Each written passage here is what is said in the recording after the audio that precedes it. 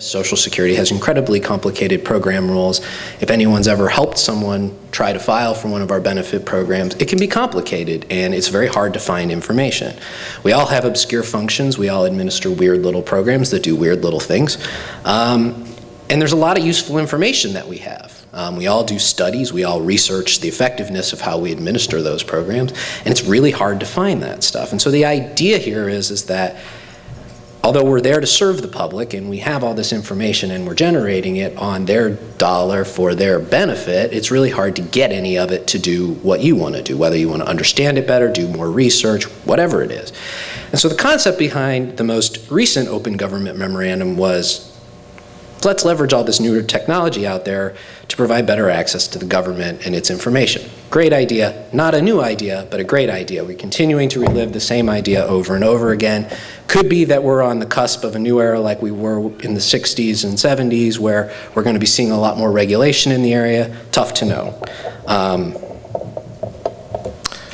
But personal privacy and transparency were never designed and have never been really a zero-sum kind of activity. You always have to look at how do you do both at the same time. And going all the way back to FOIA, that was part of it. FOIA always had this sort of carve out for personal privacy. You didn't want to intrude on personal privacy when you shared information with the public. It wasn't about learning about specific individuals or that, nosy neighbor aspect. It was always designed to learn about how government does its job.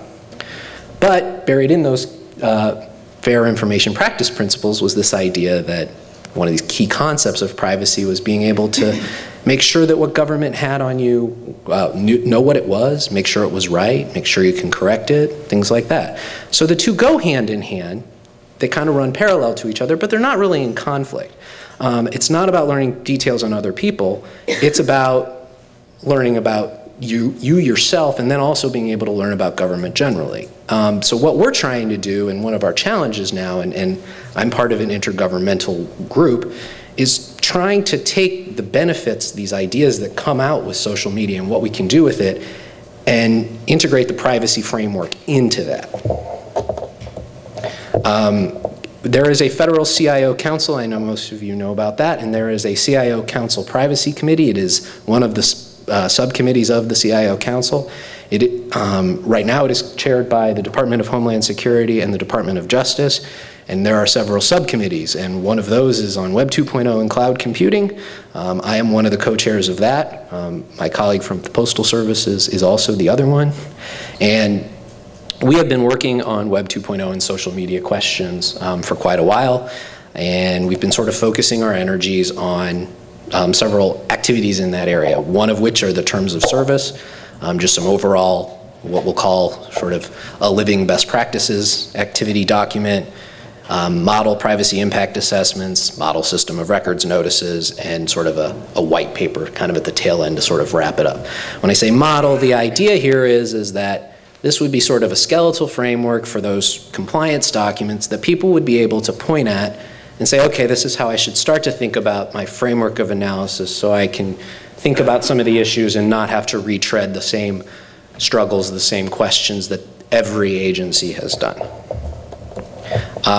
The model terms of service, I don't know if anybody's actually tried to read, pick your application, Facebook, YouTube, they go on forever. I'm a lawyer, they go on forever. They're very detailed, they do require a lot of expertise to understand them, and sometimes they'll layer them even deeper and deeper, and they're very tough to find. They're not always together. You have chunks of privacy policy in different places, and chunks of terms of service. Now, early in the effort, when government first approached a lot of these applications, GSA led an effort to amend those lengthy terms of service. They actually analyzed them in a legal group and tried to pick out certain things that were offensive to government generally. And those tended to deal more with issues of liability, for example. It said, you're always liable. And it said, well, the government can't have that. There's constitutional issues with appropriations. And they fixed those things. But one of the things they didn't look into were a lot of some of the security concerns and some of the privacy concerns. So there's efforts going on to sort of look at it from other perspectives. And my group led an effort. It was one of the first things we did to really focus in on this model amendment and focus in on what was missing from that from a privacy perspective. One of the ideas we had was sort of the ability of data to sort of move around without telling people about it, so we put some limits on data transfer. The use of web tracking technology, this has always been a hot button issue, is sort of things appearing on your computer and users not really knowing about it. So we set up a preference for an opt-in methodology where a person would actually have to knowingly accept that. And then retention limits. And we kind of defaulted to 90 days or less. While we were having that conversation, industry passed us right by and went much shorter. So we also started to look at just the general practice. And by the way, those documents have been shared within the government. They're only internal documents, but they have been shared within the government's or sort of negotiation point of views. They're not official. They haven't been adopted by anybody, but they are very much useful tools to negotiate with as agencies approach all the other all the vendors out there. Best practices, we did a largely same thing. One of the things we wanted to do was sort of differentiate Facebook's page, for Social Security and socialsecurity.gov. Why? Because there are different things going on there. There's a lot of pushing and a lot of maybe chatter back and forth on a Facebook page, but one of the things we're not doing is taking benefit applications. And we wouldn't want anybody to think we're taking a benefit application. So if we're talking about it, we're going to direct that information collection back onto our .gov website. And so one of the things we said is, in this period of time, you want to be trying to get all those deep-seated information collections going on your .gov website where you control the security. You know all the risks that are present there. Providing people alternate choices for content, so if they don't necessarily want to have a cookie placed on their computer, that they know they can go to that .gov website to see the same content. Making sure you're complying with the Privacy Act. This is a bread and butter issue for privacy folks like me, but it's very important, that you're complying with some of the basics of the law. One of the things we came up with, which was suggested actually quite a bit, was, your public affairs office who may be running it shouldn't be like looking into, oh, well, I wonder who that person is. Let me see who they're friends with, just sort of willy-nilly on their own, but actually putting in some rules of behavior. And so a lot of these are logical guidance, to provide to people, but it wasn't being done. And so this was another effort, and it's a living thing. It's still going on. As we talk about it, we sort of add to it. But the idea is that when you start to learn lessons, whether it's from a newspaper article or just from talking to internal discussions, you start to share those, and as you share them, it's almost like a little social collaboration that they get shared a little broader within government space.